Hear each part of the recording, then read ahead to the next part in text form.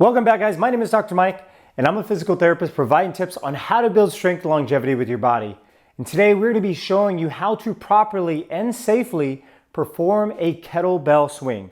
Now, some of you at home may think that this is an exercise that's only for athletes or only for advanced people, and maybe are concerned about performing this exercise. But after this video, I'm going to show you how this can be a powerful exercise for many people just looking to build explosive strength.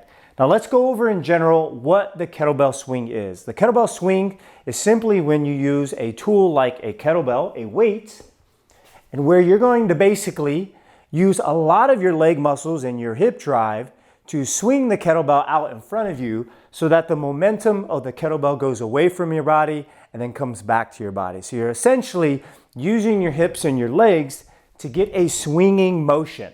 Now, why would someone do this exercise? Well, as we get older, we know the importance of building explosive and powerful strength. That is strengthening and using our fast twitch muscle fibers. And most of us are used to doing exercises very slow and controlled. And although this is very important, we have to continue to incorporate powerful and fast exercises that will allow us to build this explosive strength for longevity and for our health as we get older. So it's important to incorporate these exercises like box jumps, sprinting and running if you can still tolerate some of those activities, and even movements like Olympic lifts or even kettlebell swings. That's why the kettlebell can be a great tool for implementing some of these strategies. So let's just first go over the setup, and then I'll also go over some of the mistakes that I commonly see as I'm coaching this movement for many of my clients. And you'll see that if you actually perform this exercise with proper technique, this is actually a phenomenal exercise that you can use, especially on the go or if you're traveling, because the kettlebell you can literally take with you anywhere. So the first thing we're going to talk about is the setup and the posture that you want to maintain when we're first starting off with this exercise. So typically, when we're using the kettlebell, the first thing you want to do is to stand over the kettlebell. This is just our starting position where we have a nice wide base of support. If my feet are too narrow and I start swinging it, the bell is just going to hit my knees and I'm not going to be able to utilize my hips efficiently when I'm working on the swing, okay? So first we want to get a nice wide base of support when we're standing over the kettlebell. Now when we go to pick up the kettlebell, it's important to know that this exercise is highly driven from our hips. We're utilizing the hip extension, the hip drive. So every time I'm swinging that kettlebell, I should always think, how do I use the momentum and the power from my hips to get the kettlebell moving in the right direction? And so what we'll do is we'll go ahead and pick up that kettlebell. And the first thing I want you to think about as you're holding it is I want you to think about kind of sticking your chest out. And this is going to feel funny at first, but when you do this, when you stick your chest out, naturally that pulls your shoulder blades back and it puts you in a good posture. Often I see people will pick up the kettlebell and they're starting with their arms pulled forward just like this. And that's already putting me in a bad position, especially if you're anybody that has shoulder pain. This is not going to feel really good on the shoulders. So make sure we stand up nice and tall and then stick out your chest, almost if you had a big Superman or Superwoman logo right on the chest there. Now from this position here, we're going to allow your knees to bend a little. Allowing your knees to bend will allow me to then incorporate the swinging of my hips, the rocking of my hips. Now, one big mistake that people immediately will get into is they think that the swing comes from the leg drive, and they almost do more of a squatting motion and the knees bend too much. We have to remember when we're performing this, really the knees don't have to bend much. And that's why this is a knee-friendly exercise, because you don't have to flex the knees as you would if you were going into a deep squat. And so you're starting off with a slight knee bend, and now all you're going to do is allow the kettlebell to come underneath you by hinging at your hips. Now notice what happens to my torso. My torso comes forward as I bring my hips back. From here, I'm using my hips now to push the kettlebell in front of me, okay?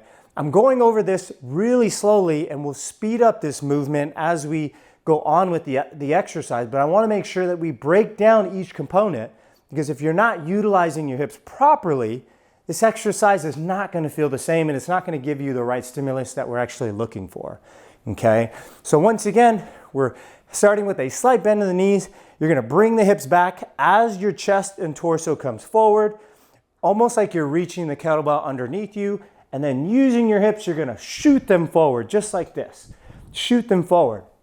Now, when you're just starting off with this exercise, it is totally okay to start with smaller rocks, which means that the kettlebell is not going to go up as high, because really we're just learning how to develop the rhythm, develop the coordination with moving the kettlebell up and down and up and down.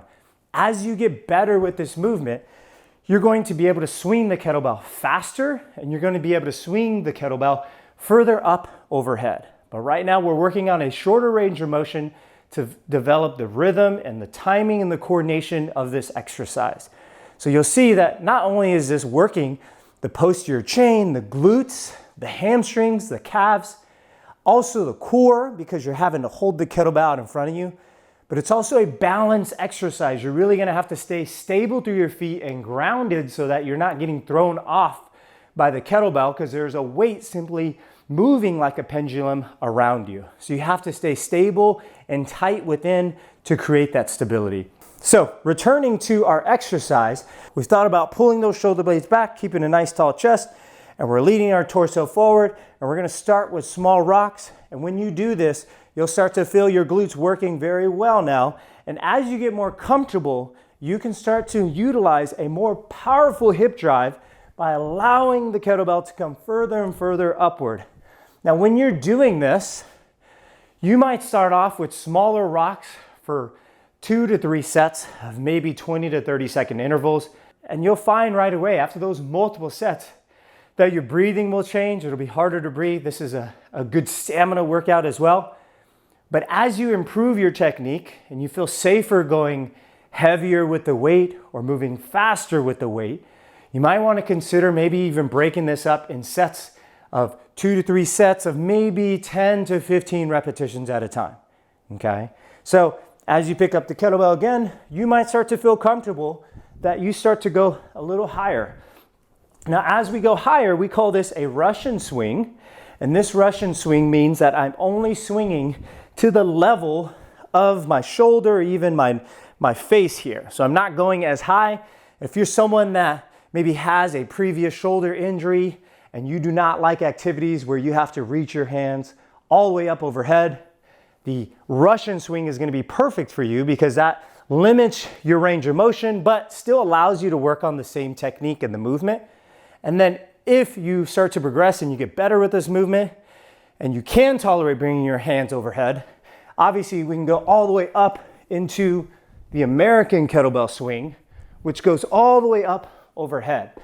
This requires more of an upward pull of the shoulders, the deltoids, the rear deltoids, the front deltoids, even the upper back to lift the kettlebell up overhead.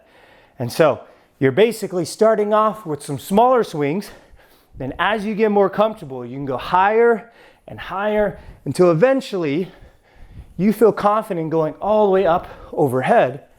And this can be such a powerful and explosive exercise that you can utilize not on a general strength program, but even aerobic and conditioning program when you add it in and supplement this with other exercises in your routine. Guys, hope you found this video helpful. If there is an extra tip that you feel that I missed in this video, or maybe you found some of these tips here very helpful, please comment below on which one of these tips helped you out the most. In the meantime, if you want to see more videos on kettlebell training or other exercises where we utilize kettlebells, where I go over proper technique and form, please comment below on which of those videos or topics you'd like for me to cover. Thanks tremendously for your support on this channel, and we'll see you in the next one.